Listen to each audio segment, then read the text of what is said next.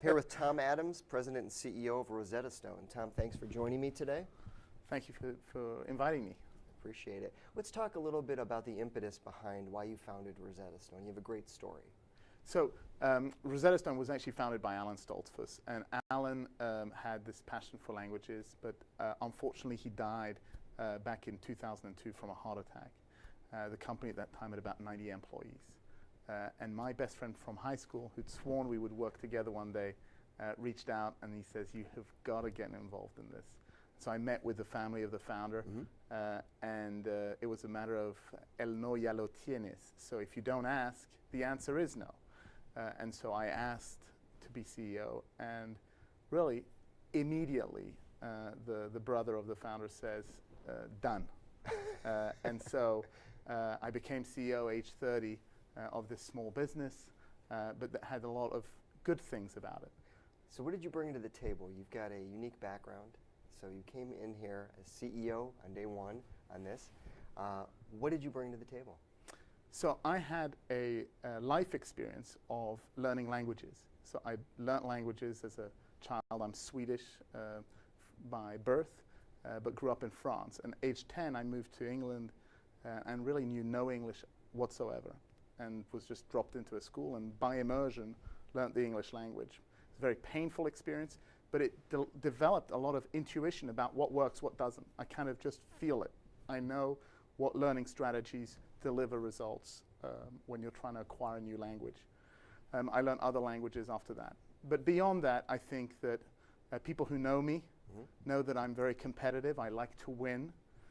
I'm also visionary, many people say, in the sense that I really run myself by having a vision of where things need to be, and that allows me to be bold.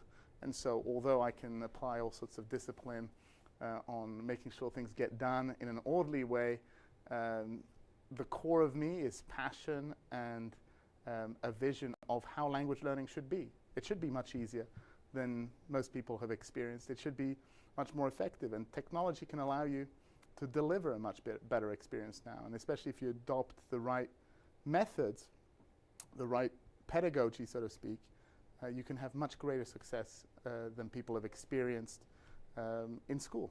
Interesting. You know, you came on board, there were 80 employees. What were some of the challenges you faced in taking that organization and growing it?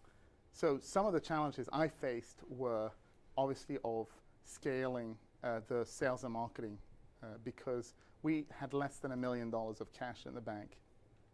And so we didn't have really the budget to spend on a big media splash.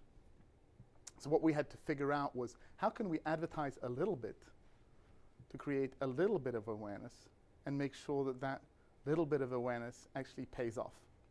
And so we developed very technical approaches to marketing, inspired by other companies, but really developed organically within the business. And so people developed their own solutions to the problems of doing micro-marketing. And then we embraced that and started scaling it. And so as we found things worked, we repeated the things that worked. We didn't repeat the things that didn't work. And so we got scale. What worked? So the things that worked were sort of doing print advertising, where we would run an ad that essentially explained our method and stipulated who was using us. We had a phone number that they should call and how they should be reacting to us. And by having that unique phone number, we knew which publications worked. So we were successful with the Atlantic Monthly and then with the New Yorker. And from that base, we continued to build. Take a pause for a second. Yeah. No, there you go. Step Sure, thank you. You could have walked in. Thank you. You should have seen me on stage earlier. I don't know what's going on. I have a very dry throat today or something. So what didn't work? So the things that didn't work in the beginning, I think, were a lot of the administration systems and putting all of that in and managing external vendors. We found that incredibly hard because we were trying to build essentially an e-commerce system that could handle thousands and thousands of transactions seamlessly, and that it would all flow through, and you read the propaganda from all these vendors of these IT systems, and with enough money, they start to work the way they describe them. But as a company that's kind of getting off the ground, it was just really expensive, and we had a false start and really had to, reflect, should we continue and plow more money into this to get some result from all this investment. But we did, because in the end we believed that we had a very strong potential and that we would become a truly sort of large company, and we're still on our way there. But we believed that having that as a sort of back end supporting our growth was key. How long did it take, do you think? Oh, wait a second. Right. You have a cough drop? We have minutes. Oh, don't worry. No, as long as I'm watered up, I can probably do the next. And I have plenty of water if you need more. Just let us know. Yeah. All right, let's do one more. How long did it take before you felt like you were getting some traction on growth for the company? So it probably took about 6 to 9 months before some of the ideas that I had with my colleagues started proving themselves out. But we were so excited about it all, and we were so experimentative that I actually find it hard to sort of pick a time when we knew we were going to succeed, because we thought we were going to succeed all the time. Mm-hmm. And we thought it was just a matter of testing with enough frequency in enough different ways and having the discipline to interpret results. Now, did you find that you had to continually communicate to your staff saying, look, this is going to work, just trust me? So our staff, I think, is just passionate about the cause. So we're a fortunate company in the sense that Rosetta Stone is a much bigger thing than a company. It's much more of a movement to change how people learn languages.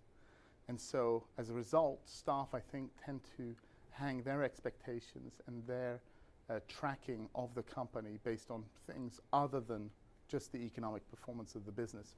But sure enough, we had economic success, and so it was reinforcing of the overall hypothesis of how we would build Rosetta Stone into the game changer in the language learning industry. What do you view as your role? Oh, wait a moment. More water. 2 or 3 more questions and we'll be done. Ah, look at that.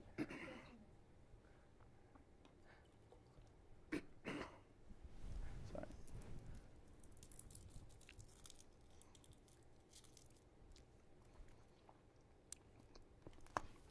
Let me know when you're set.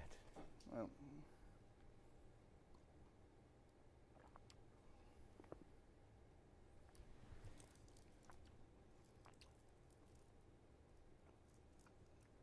sorry. That's okay. Hey, I've had days like this when I was moderating a panel discussion. No. Believe me, I've been there. As soon as you're ready. Mm-hmm.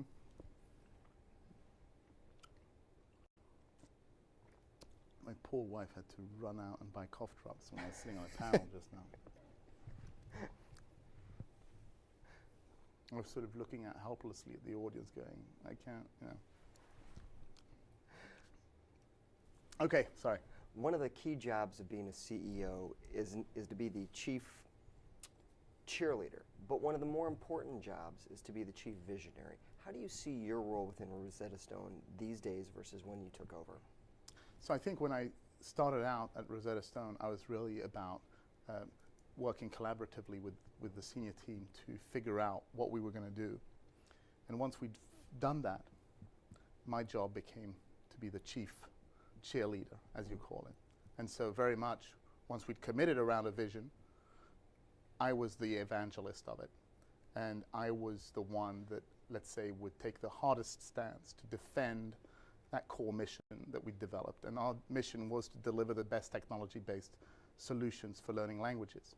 And that we hope that our innovations improve people's lives and make the world a better place. So we had a very narrow focus of what our activity would be. But by having that, it allowed us to be very empowering of everyone in the organization, because they all knew what defined success, what the strategy was, what the vision was. And my final question is, Tom, today what keeps you up at night? I am kept up at night by being a public company CEO. And when you're a public company CEO, you live and die by the numbers. And so we're always, sorry. We'll start that over. Ugh.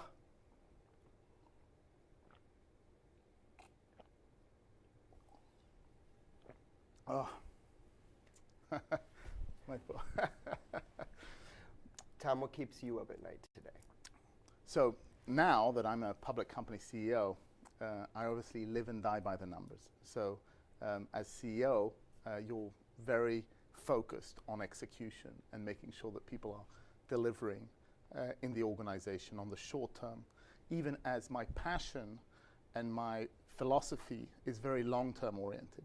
Rosetta Stone's all about changing education, changing the way people learn, changing the way people learn languages. And while that is what drives me, obviously the angst is more in the short term, because long term, I'm a big believer that we know what we're doing. We have a fantastic team, and we have a strong brand and a great platform on which to build on. Great. Well, thank you very much. I appreciate it.